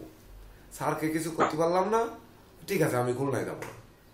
এইবার স্যার কোনো অনুষ্ঠান করলো, কনফারেন্স করলো, বা হয়তো সেদিন আসলো, দেবাশিস বাবু বললো কি আমি খুলনায় আমি যাব না। তার মানে কিছু না করতে পারলেও উনি কিন্তু একজন উপস্থিতি কমাতে পারেছে, কিছু করতে পারেনি কিন্তু উপস্থিতি তো একজন কমাতে পারেছে, মানে উনি নিজে আসেনি।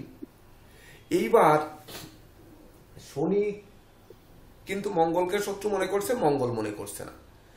তাহলে আমি কি মনে করছি যে দেবাশিস বাবু মনে হয় শারীরিক কারণে বা হয়তো ব্যস্ততার কারণে বা এত টাকা গাড়ি ভাড়া এই কারণে আসতে পারেনি, আমি তাই মনে করলাম। ঠিক আছে, তাহলে দেবাশিস বাবুর সাথে আবার একটু যোগাযোগ করি, যোগাযোগ করলে আমার মিত্রতা তৈরি হতেও পারে। আর এ মনে করছে যে টোটালে আমার হবে না। দুইজনের মধ্যে পার্থক্য আছে কিন্তু। তো এই মঙ্গল ভাব বিচারের ক্ষেত্রে আমরা যত শর্টকাট পথে বলেছি, আপনাদের সফলতার গ্রাফ বা বিচারের গ্রাফ তত নামেছে। আমি সবসময়ের জন্য বলেছি যে আমরা প্রথমে শুভ অশুভ আনবো, কোন গ্রহের প্রতিকার দিতে পারবো, কোনটা পারবো না সেটাকে আলাদা করে ফেলবো, কে কোন জায়গায় দৃষ্টি দিয়েছে, মানে ক্ষতিগ্রস্ত হয়েছে, সেটি এক আঙ্গুল ক্ষতিগ্রস্ত হয়েছে না 2 আঙ্গুল হয়েছে না পুরো হাত ধরে হয়েছে, মানে গ্রহটা ড্যামেজ হলে তার তো আমাদের যেমন হাতে 5টি আঙ্গুল, ওর তো 2-4-5টি গুণ আছে বা 2-4-5টি দোষ আছে। ওই 5টি দোষের কটি দোষ তার বেড়েছে বা কটি দোষ কমেছে। একটা লোক হতে পারে নেশা করে, একটা লোক আবার ভগবানকে ভালোবাসে, মানুষকেও ভালোবাসে, এটা একটা গুণ, আবার সে একটা নেশা করে। এমন হতে পারে সে নেশাটা এমন নেশা করে যে নেশাটা কাজের নেশা, অকাজ না। নেশা করে বললেই যে মানুষ একেবারে মদ গাঁজা জুয়া খেলে তা তো না। এই যে ক্লাস করছেন এটাও তো আপনাদের নেশা, তো এটা কি পজিটিভ নেশা হতে পারে না? যদি তাই হয় তাহলে ওই জায়গার থেকে তার দোষ গুণগুলোকে বের করে আমরা কোন অংশ নেব, যদি তাই আলাদা করে না নিতে পারি আমরা কিন্তু জ্যোতিষ সেজে যাবো, জ্যোতিষ হতে পারবো না। যে যাই রাগ জাগ যাই করি না কেন কোনো কিছুতে কাজ হবে না, ব্যক্তি বিচার শিখলে হবেই না, সামগ্রিক বিচার শিখতে হবে। তাহলে এখানে আমরা বলি যে শনির ঘরে আয় ঘরে দৃষ্টি দিয়েছে এবং ব্যয় ঘরে দৃষ্টি দিয়েছে। তাহলে একই ব্যক্তি আয় ঘরে দৃষ্টি দিয়েছে, ব্যয় ঘরে দৃষ্টি দিয়েছে, এর কিন্তু শত্রু না, কিন্তু আয় আর ব্যয় পতির কিন্তু শত্রু। তাহলে আয় এবং ব্যয় পতি অবস্থান করছে কোথায়? ষষ্ঠ ভাবে। তার সাথে কি এই ষষ্ঠ ভাবে অবস্থান করে কি মঙ্গলকে কোনো কিছু করতে পেরেছে? আয় এবং ব্যয়পতি, আবার বুঝুন, আয় এবং ব্যয়পতি ষষ্ঠ ভাবে অবস্থান করেছে, তাতে কি মঙ্গলের কিছু করতে পেরেছে? না স্যার, এই, না। না, পারেনি স্যার। যদি বলে পারেছে, যদি আমি বলি পারেছে, তাহলে কি হবে? স্যার ওই যে ভাবপতি চন্দ্রকে যে একটু মানে শনি দুর্বল করে দিয়েছে স্যার, যার কারণে মানে ওই এই তো, এই যে দেবাশিস বাবু তো বললেন আয় এবং ব্যয়পতি সে পারেনি, পঞ্চম পতিকে ডাউন করে দিয়েছে স্যার। তাহলে পঞ্চম পতির সাথে কি এই পঞ্চম পতির সাথে কি পঞ্চমস্ত গ্রহের কোনো কানেকশন নেই? অবশ্যই আছে স্যার। যে যে রাশিতে বসে আছেন সেই রাশি অধিপতি একটু মানে অবস্থা খারাপ হয়ে গেছে স্যার, শত্রু দৃষ্ট হয়ে গেছে স্যার একবার। কি তাহলে মঙ্গল আরেকটা জিনিস স্যার প্লাস করে দেব, দেবাদেশ বাবুকে বলছি যে শনি এখানে রেক্ট্রোগ্রেড আছে, হ্যাঁ। শনি তার শত্রু ক্ষেত্রে রেক্ট্রোগ্রেড আছে, বক্রি আছে। তো এই যে চন্দ্রটাকে খারাপ করলো, দীর্ঘদিনের জন্য কিন্তু খারাপ করে দিল। আচ্ছা এখানে আমার একটু শনি চন্দ্রকে খারাপ করছে, আমি ধরে নিলাম শনি চন্দ্রকে খারাপ করছে, কিন্তু শনিও তো শত্রু ক্ষেত্রে আছে, সেও তো খারাপ অবস্থায় আছে। হ্যাঁ, এইখানে দ্বাদশপতি ইয়েতে ষষ্ঠে যাওয়ার কারণে তার ব্যয়টা ইয়ে হয়ে যাবে, কমে যাবে। কিন্তু তার দ্বাদশ ভাবটা, দ্বাদশে কিন্তু আবার দৃষ্টি দিল, সে দ্বাদশ ভাবটা কিন্তু অ্যাক্টিভ হয়ে গেল। হ্যাঁ, নেগেটিভ মানে ভাবের অধিপতি যখন আবার নেগেটিভ ভাবে যায় তখন বিপরীত রাজযোগ হয়। বিপরীত রাজ্য হয়। তো সেই ক্ষেত্রে শনির রেট্রোগ্রেড প্লাস শত্রুগ্রেড রেট্রোগ্রেড, সেই হিসাবে তার নিজের অবস্থান আমি দৃষ্টিপাত দিয়ে দিলে সেও তো খারাপ অবস্থায় আছে, সেও যে ভালো অবস্থায় আছে তাও কিন্তু না।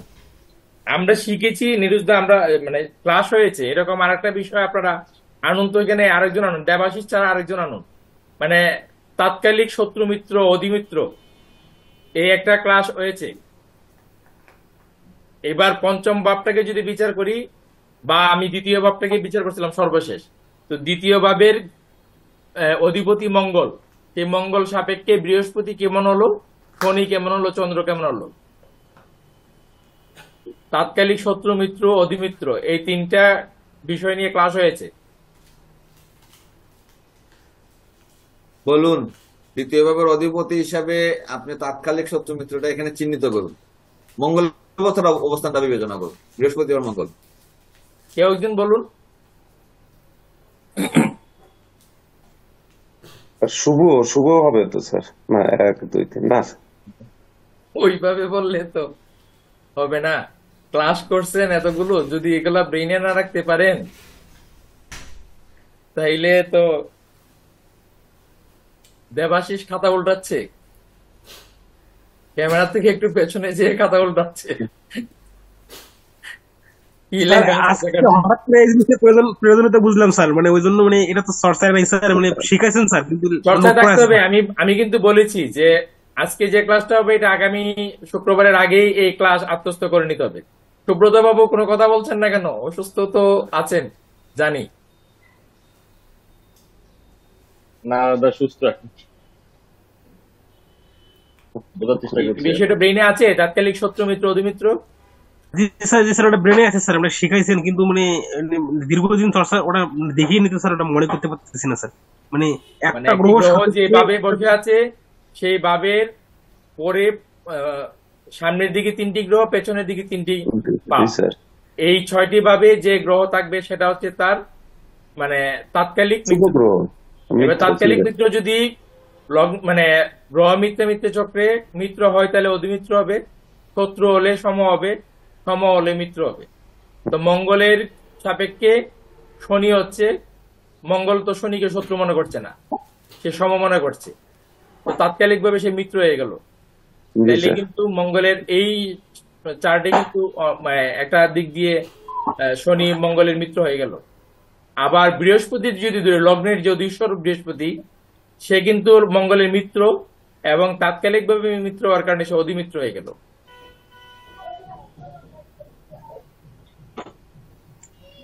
ঠিক আছে, আপনারা যে ক্লাস হয়েছে সেই ক্লাস সাপেক্ষে কতগুলো বিষয়ে নজর দিতে পারেন এগুলো একটু দেখুন। এবার টিটুদা কিছু আলোচনা করুন। হ্যাঁ, আলোচনা করুন, দ্রুত গুরুত্বপূর্ণ আলোচনার দিকে যান। এখানে একটি কথা কখনো বললেন না যে ষষ্ঠে শনি বসে থেকে, তো সেই শনি কিন্তু দ্বাদশ ভাবে তার নিজ গৃহে দৃষ্টি দিয়েছে, অর্থাৎ বলেছেন তো স্যার, জয়ন্ত স্যার বলেছেন। কানেকশন হয়ে গেছে অটো।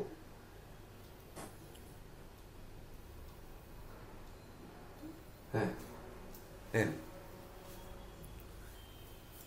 এবার তৃতীয় পতির কথা বলেছেন, বলেন, কেউ একটু বলেন, ভুল হোক কিন্তু বলেন, নজর কোন কোন জায়গায় দেবেন তাই দেবেন, ফল তো বলতে হচ্ছে না।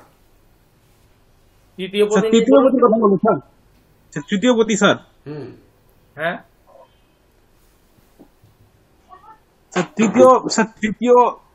তৃতীয় ভাবে কোনো গ্রহ নেই স্যার, কিন্তু তৃতীয় ভাব পতি স্যার শুক্র। শুক্র লগ্ন সাপেক্ষে দশম ভাবে মানে দগ্ধ হয়ে বসে আছে স্যার। দগ্ধ হয়ে বসে আছে। জি স্যার, এবং তৃতীয় ভাবে স্যার বুধের হ্যাঁ স্যার, বুধের সপ্তম দৃষ্টি আছে স্যার। এবং স্যার আমি জিনিসগুলো আগে স্যার লাইনে নিয়ে এসেছি স্যার একটু স্যার। এবং তৃতীয় হ্যাঁ জি স্যার, এবং তৃতীয় ভাবের কারক গ্রহ হচ্ছে স্যার মঙ্গল। মানে এখানে যে 4টা পয়েন্ট স্যার করা আছে স্যার, সেখান থেকে মানে বলতেছি স্যার আর কি, কিন্তু এটাই বলুন। জি স্যার। স্যার কিন্তু মানে ফলাতে যেগুলো বলতে পারি না স্যার, এটাই একটু সমস্যা স্যার। তৃতীয় ভাবে রাহুর দৃষ্টি আছে না? হ্যাঁ জি স্যার, এবং হ্যাঁ পঞ্চম দৃষ্টি আছে, রাহুর পঞ্চম দৃষ্টিও আছে স্যার। তাহলে বাবে কোনো গ্রহ নাই, বাবে আছে রাহুর দৃষ্টি, বাবে আছে এই বুধের দৃষ্টি, বুধের দৃষ্টি। জি স্যার। শনির দৃষ্টি, শনির দৃষ্টি আছে। শনির দশম দৃষ্টি কি আছে? হ্যাঁ, শনির দশম দৃষ্টি আছে। জি তাহলে স্যার, শনি 2টা দশম। পাপগ্রহের দৃষ্টি আছে, দ্বিতীয় পতি বুধের দৃষ্টি আছে, ভাবে দৃষ্টি, বাপ পতির অবস্থান হচ্ছে মিত্র ক্ষেত্রে না, কিন্তু সেটা প্রথমত শত্রু ক্ষেত্রে কেন্দ্র ভাব দগ্ধ পেয়েছে, হয়ে গেছে। কিন্তু দশম ভাব, আর সেটা হচ্ছে শত্রু ক্ষেত্র এবং শত্রুযুক্ত, শুক্র রবি শত্রুযুক্ত। শত্রুযুক্ত, এবং সেটা দগ্ধ। তার মানে দগ্ধ, জি তৃতীয় স্যার। পতি দুর্বল আছে, তৃতীয় ভাবও দুর্বল আছে, জি স্যার, হ্যাঁ। ভাবটাও দুর্বল, বাপ পতিও দুর্বল। সেক্ষেত্রে তৃতীয় ভাব থেকে আমরা যা যা বিচার করি, ব্যক্তির ইচ্ছা শক্তি, ছোট ভাই বোন, ব্যক্তির কাঁচা পিঠে ভ্রমণ, ব্যক্তির জীবনে যে কি বলে তার প্রতিবেশী যা হবে সেগুলো, সেই দিকগুলো সাহস পরাক্রম। শুভ হবে নাকি অশুভ হবে? দেখেন, আপনারা স্যার, যদি অশুভই দেখুন। সহজ করে না বলেন, দেবাশিস বাবু দেখেন, আপনি বলছেন, সুভাষ বাবু বলছেন না, হিমাংশু বাবু বলছেন না, প্রসেনজিৎ বাবু তো হয়তো সম্ভবত ঘুমিয়ে আছেন, প্রদীপ বাবুকে এখন ভিডিও নেই, সাধন বাবুকেও নেই, তো যাই হোক নেই। তো আমরা একটু দেখি, তৃতীয় ভাব বিচার করছেন আমরা। নমস্কার স্যার, আমি আসি স্যার, আসি। হ্যাঁ, তৃতীয় পতি লগ্ন সাপেক্ষে পাপগ্রহ, সে আরেকটি পাপ গ্রহের সঙ্গে যুক্ত আছে। শুক্রের যেমন শত্রু গ্রহ রবি, রবিরও শত্রু গ্রহ শুক্র, মানে একে অপরের দুজনেই শত্রু, দুজনে ওই মল্লযোদ্ধা, দুজনেই মল্লযুদ্ধ করতেছে। তার ভিতরে একজন দগ্ধ হয়ে গেছে, মানে একজন ধরেন গা হাত পা পুড়িয়ে গেছে, কিন্তু পুড়িয়ে গেলেও সে বৃহস্পতির ঘরে শুক্র অবস্থান করছে, সে তার ক্ষিপ্রতা থেকে কমেনি। আর দেখবেন একটা মোটাসোটা হৃষ্টপুষ্ট মানুষ, সুভাষবাবুর মতো হৃষ্টপুষ্ট মানুষ অপেক্ষা একটা ঘেনা মানুষের রাগ বেশি, এটা মাথায় রাখবেন। তো শুক্র কিনা এই লগ্নের তৃতীয় এবং অষ্টম পতি, আর লগ্ন সাপেক্ষে পাপ, সে অবশ্যই ঘেনা হয়ে তার ক্ষিপ্রতা বাড়েছে। এইসব বাংলা ব্যবহার করবেন মানে মনে রাখার জন্য মাথায়। ওই যে বললাম মঙ্গল একটা মাল, তো এই যে কথা কেন বললাম যে আনন্দে আনন্দে আমরা হাসতে হাসতে যেন লোকাল ভাষায় এগুলোকে মেমোরিতে রাখি। এই জন্য তো দুইজন মল্লযোদ্ধা, তার ভিতরে একজন ক্ষতিগ্রস্ত হওয়ার পরেও ওর ক্ষিপ্রতা আরো বাড়েছে, কারণ তার অষ্টমপতিত্ব দোষও রয়েছে। আর তৃতীয় ভাবে রাহুর মতো গ্রহ দৃষ্টি দিয়েছে, তাহলে রাহুর কি শুক্র কি শত্রু? রাহুর ওটা তুঙ্গ ঘর, তাহলে তুঙ্গ ঘর মানে শুক্রের পরে মাতব্বরি করে ওখানে, তাহলে শুক্রের থেকে সে বড়, সেই বড় গ্রহ সেখানে দৃষ্টি দিয়েছে, তাহলে শুক্রকে আরো দুর্বল করে দিয়েছে ওখানে। এমনি তো তৃতীয় অষ্টমপতি, সে দশম ভাবে গিয়ে সে শত্রুর সাথে যুক্ত হয়ে নিজে ছেলে ঝুলে বা কাটিয়ে কুটিয়ে জ্বালায় পুড়ায় একটু খিটখিটি হয়ে গেছে।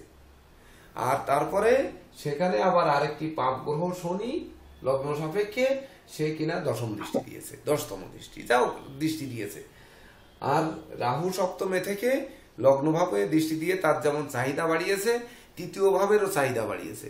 সে চায় যে আমার একটা ভাই হোক, আমার একটা বোন হোক, আমি একটু স্বচ্ছ মানুষ হই, একটু নিট অ্যান্ড ক্লিন মানুষ হই, বা ধরেন আমি একটু ধৈর্য সাহসী হই, একটু পরাক্রমী হই, আমার একটু রাজত্ব বীরত্ব এগুলো থাকুক, সে চায়। কিন্তু চাইলে কি হবে? পাপ গ্রহ দৃষ্টি দিয়েছে, আর ওই তৃতীয় পতি এবং এই নিধন পতি সে গিয়ে শত্রুর সঙ্গে মারামারি করছে। সে চাইলেও তার চাওয়া পাওয়াটাকে পূর্ণতা পাচ্ছে না। যদি তার এইখানে লগ্ন না হয়ে যদি কুম্ভ লগ্ন হতো, তাহলে তখন মিত্র চাইতো, বন্ধু চাইতো, কিন্তু বন্ধু পেত কিনা, বা মায়ের আশীর্বাদ চাইতো, মায়ের স্বাস্থ্য ভালো চাইতো, কন্যা সন্তান চাইতো, কন্যা সন্তানের প্রতিষ্ঠা চাইতো, সেগুলো পেত কিনা এই বিবেচনা করলে তো হবে। আপনাদের ফলাদেশ তো বলার দরকার নেই। যখন মকর লগ্ন হতো তখন পঞ্চমপতি, তাহলে বিদ্যায় সাপোর্ট পাতো কিনা। এখন হচ্ছে তার চাওয়া পাওয়া ওই যে ধৈর্য সাহস মনোবল জনবল বললাম, ওর সাথে তো অষ্টম ভাবের সেই মনোকষ্ট মনোবেদনা, তাছাড়া ধরেন আপনার ওই মামলা মোকদ্দমা, তারপরে যাবতীয় অনুচিত অবৈধ কাজবাজ, এই সব দিক ও তো রয়েছে ওখানে। তাহলে সেই যে জিনিসগুলো একই সঙ্গে যুক্ত রয়েছে, সে যে কর্মভাবে কাকে নিয়ে বসে আছে? ষষ্ঠ পতিকে সঙ্গে নিয়ে। ষষ্ঠ ভাব থেকে কি বিচার করি, সেই জায়গাটায় ওখানে যেতে হবে না। আজকের ক্লাসে কি মনে হচ্ছে জানেন, যে ডিপ্লোমা ব্যাচে আমরা ভাব কেন শিখাবো। একটি কথা ধরেন যদি আমরা বলি, তাহলে ধরেন আপনারা গ্রুপে একটি সিলেবাস পেয়েছেন, কোনো নাম উল্লেখ করতে চাইেন না, ধরেন একটি সিলেবাস পেয়েছেন, তো সিলেবাসটা যদি দেখা যায় যে ডিগ্রি কোর্সের সিলেবাস হচ্ছে এই, তাহলে আমাদের ডিপ্লোমা ব্যাচে এই ক্লাস আসলে দেওয়া উচিত না, এটা মনে করি। কিন্তু আমি ব্যক্তিগতভাবে মনে করি হচ্ছে এই ডিপ্লোমা ব্যাচই হচ্ছে তার ভিড়, এখান থেকেই তারা জ্যোতিষ করার পর্যায়ে যাক। আপনার যদি একটু মানে ওই হন, সিদ্ধিদাতা গণেশের বাহনের মতো হন, মানে ইঁদুরের মতো যদি হন, যে আমরা এই সনাতন অ্যাস্ট্রোলজিক্যাল কোচিং সেন্টার থেকে ইঁদুরে যেমন মাটি কুড়ায় আর পিছনে নিয়ে জমা করে, ওর ভিতর নিয়ে খাবার মিলিয়ে রাখে, যাতে শত্রুপক্ষ ওই খাবার না নিতে পারে। আবার ইঁদুর গণপতি, ক্ষুদ্র ক্ষুদ্র গণশক্তির কারক, সে যে গণশক্তিগুলো নেয় সেগুলো অপরেরটা কেটে নেয় আর নিজের ভান্ডার পূর্ণ করে, নিজে তৈরি করে না। তৈরি কেন করে না? সেটি হচ্ছে ধরেন বাংলাদেশ ব্যাংকের 1 লাখ টাকা আছে আর জনগণ 1 লাখ, তাহলে কি প্রত্যেকে 1 টাকার মালিক? তাই তো, একটু ভালো করে বোঝেন, 1 টাকার মালিক তো, হ্যাঁ। কিন্তু 1 টাকার মালিক না, কেউ দেখা যাচ্ছে 50 টাকার মালিক, কেউ 20 টাকার মালিক, কেউ 30 টাকার মালিক, কেউ 50 টাকার মালিক, কেউ 100 টাকার মালিক। 1 লাখ লোক সমান মালিক না। যদি সমান হবে তাহলে কিন্তু আপনি আপনার কর্মচারী পাবেন না, শ্রমিক পাবেন না, আপনার ধোপা পাবেন না, আপনি নাপিত পাবেন না, আপনি আপনার ম্যানেজার পাবেন না, আপনি বড় অফিসার পাবেন না, আপনি কোনো কোম্পানিতে চাকরি করতে পারবেন না, সবাই সমান হয়ে যাবে। তখন কিন্তু কেউ কাউকে দিয়ে আর কাজ বাজ করাতে পারবে না।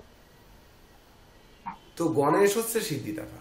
এই গণেশ বাবা বলেন কি, ঠিক আছে আমার পূজা যারা করবে তাকেই আমি সিদ্ধি দেব, মানে ধন ঐশ্বর্যে ফুলিয়ে দেব। তো এইবার বাংলাদেশ ব্যাংক যদি টাকা 1 লাখের উপরে না বাড়ায়, তো গণেশ বাবা তুমি ওখান থেকে আমাকে কি করে বেশি এনে দেবা? তখন গণেশের কাজ হচ্ছে দাঁত দিয়ে ওই দেখেন না কাগজ টাগজ কুচায়, টাকাও কুচায়। তো একজনের পকেটে যে কুচানো শুরু করবে, কুচায় সেই পকেট থেকে এনে ধরেন টিটু বাবুর পকেটে ঢেলে দিল। কারণ হচ্ছে কি উনি একাধারে টিটু বাবু, সুভাষ বাবু, ইন্দ্রা, সুব্রত বাবু ভালো চাকরি করেন, প্রসেনজিৎ বাবু ইন্দ্রা চাকরি করেন, যেমন সাধন বাবু অ্যাডভোকেট। তো সবাই কর্ম করছেন, তার ফাঁকে আবার জ্যোতিষের ইনকাম দিচ্ছেন। তাহলে মানে কি আপনারা গণেশবাজির সাধনা এমন ভাবে করতেছেন, উনরা একাধিক পথে আপনাদের উপার্জন দিচ্ছে। কিন্তু যার ইয়ে নেই, মানে ধরেন কোনো কিছুই নেই, সেই ব্যক্তিও গণেশের পূজা করছে, আর আপনাদের তো আছে, আপনারা করছেন, তা আপনাদের দিচ্ছে। এইবার টাকা যদি না সাফা হয়, টাকা বাড়বে কি করে, আসবে কি করে? ওই দূরে কুচুয়ে আনতেছে। তাহলে কুচুয়ে যদি আনে, তো আপনারা সেই রকম কুচিয়ে এখান থেকে নেন, কুচিয়ে মানে ভাগ ভাগ করেন, করে করে তারপরে টুকরো নিয়ে জমান, ওই টুকরো দিয়ে জোড়ায় জোড়ায় তারপরে একটা টাকা একদিন হয়ে যাবে।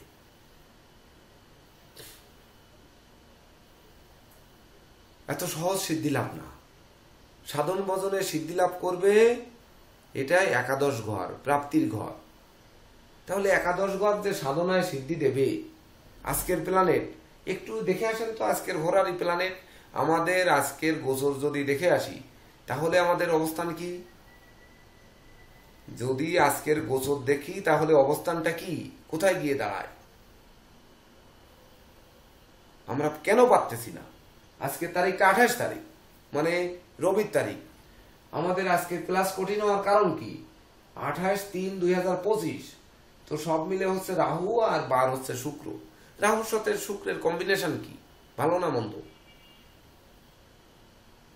স্যার মন্দ স্যার, শুক্র অশুভ হয়ে যাচ্ছে, অশুভ হয়ে আছে।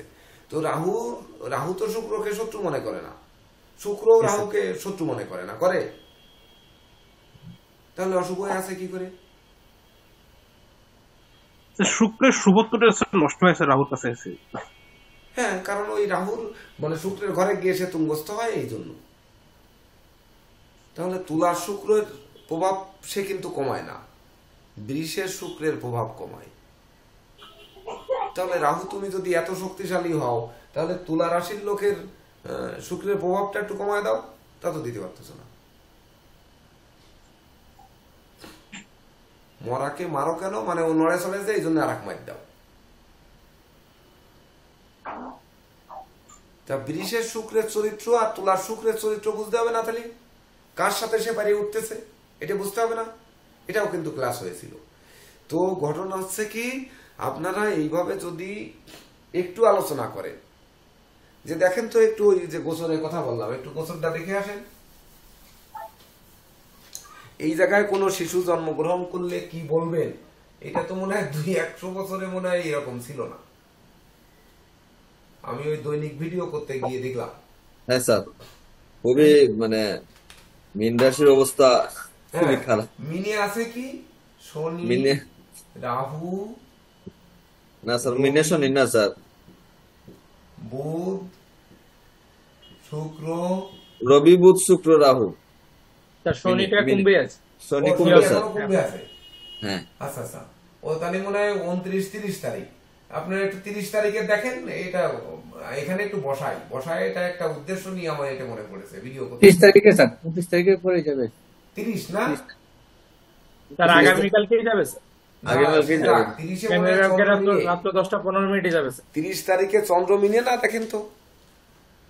30 তারিখে হ্যাঁ, স্যার। মিনেই তো যাবে স্যার, এখন কুম্ভে আছে 25 ডিগ্রিতে। 30 তারিখে হ্যাঁ, সবাই মিন মিনে রাশি। স্যার। তো 30 তারিখে মিন রাশি, এইবার হচ্ছে বৃহস্পতি বৃষে, এই হচ্ছে মঙ্গল মিথুনে। এইবার এই কেতু। দেখেন তো এই অবস্থান যদি হয়, আমি একটু ওই ভিডিও করতে গিয়ে বলেছিলাম, দেখেন তো এখানে মঙ্গলের 4 দৃষ্টি, এখানে মঙ্গলের ওই বৃহস্পতির 5ম দৃষ্টি, আর এখানে হচ্ছে আপনার শুক্র, বুধ, রবি, রাহু, শনি, চন্দ্র সবার দৃষ্টি।